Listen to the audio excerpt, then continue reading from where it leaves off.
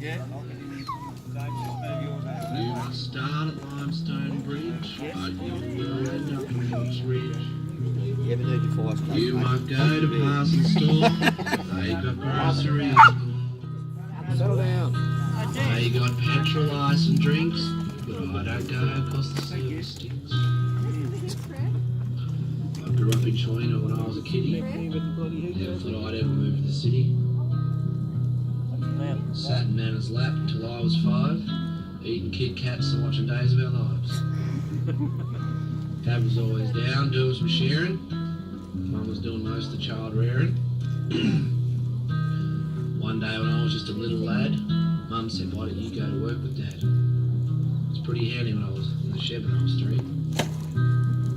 Anyway, Dad was there ripping through a pen or two. Didn't know how to tell him that I needed a poo. So I shit myself behind the shed. Dad comes round and says, "Oh, fuck me, Dad. You had the Tuena blues, they're the blues that you can't lose. If your son shits himself behind the shed, just walk around and say, fuck me, Dad." Another time there, we were out of clouds, mustering sheep for hours and hours. I said, "Hey Mum, look over there, those 2 dogs are tangled up." She said, "Don't be silly, Mickey, those 2 dogs are having a fuck."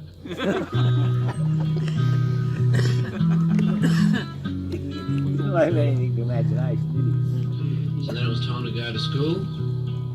So I went up here to Tuena Public School. As you can imagine, it was pretty cool.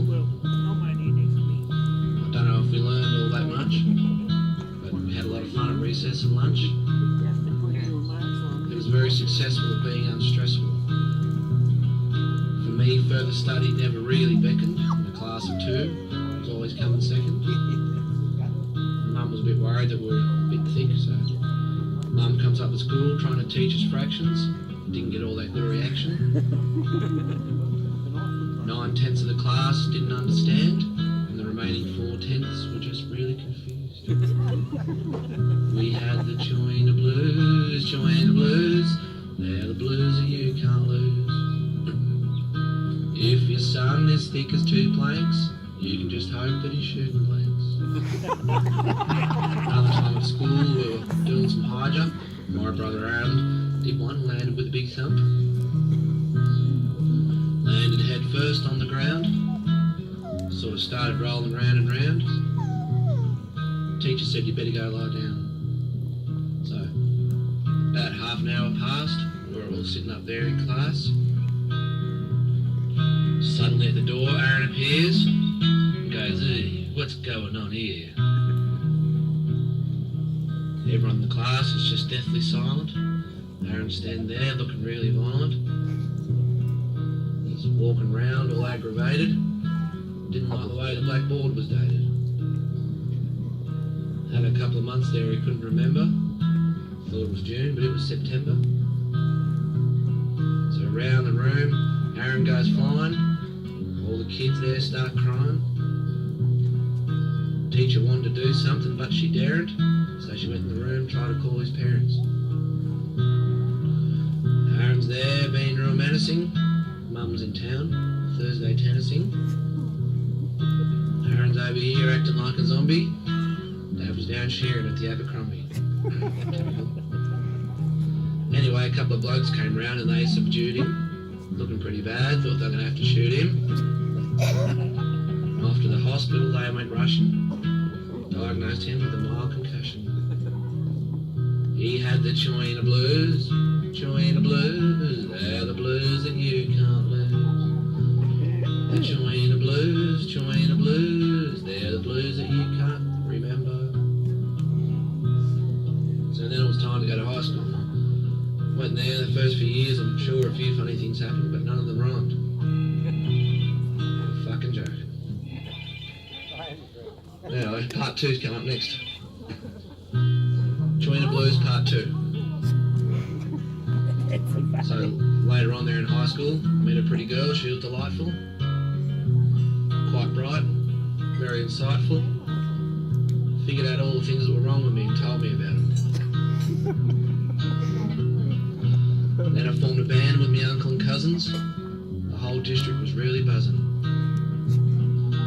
We toured around seeking fame and glory. It was just like a Cinderella story. I don't know if we'll ever do it again. This one time we played with Lee Kernigan. Standing up there in front of thousands of fans, Bryce couldn't put up his keyboard stand. He's wrestling around, starts yelping. Eventually one of Lee's crew comes over and helps him.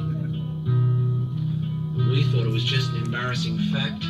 They thought it was all part of the act. We had the Tuena blues, Tuena blues. They're the blues that you can't lose. Lee's crew didn't understand that Bryce just couldn't put up the keyboard stand. Then it was time to go to uni to get a bit of further education into me. And I met a Muslim woman over there at uni. She wasn't a Shiite, she was a Sunni. I must admit she wasn't the leanest. When it came to food, she was an extremist. Now, I should mention also that she was my tutor, and I really shouldn't have been trying to root her.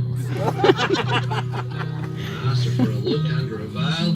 She said no thanks, and by the way, you failed. Then I met a rich girl by the name of Mona. Told her I was a big landowner. Pretty impressive. She drove a Mercedes and was from a good family. I was from this lot and drove a Camry. Anyway, she still liked me. She hit the wedding plans with a couple of missiles. When she come home here, saw all we were growing was thistles. Then I had the Tuena blues, the Tuena blues. They're the blues that you can't lose. So I was over in Canberra there and everyone's just mad about sex. So we thought we'd have a closer look. We went to Club X.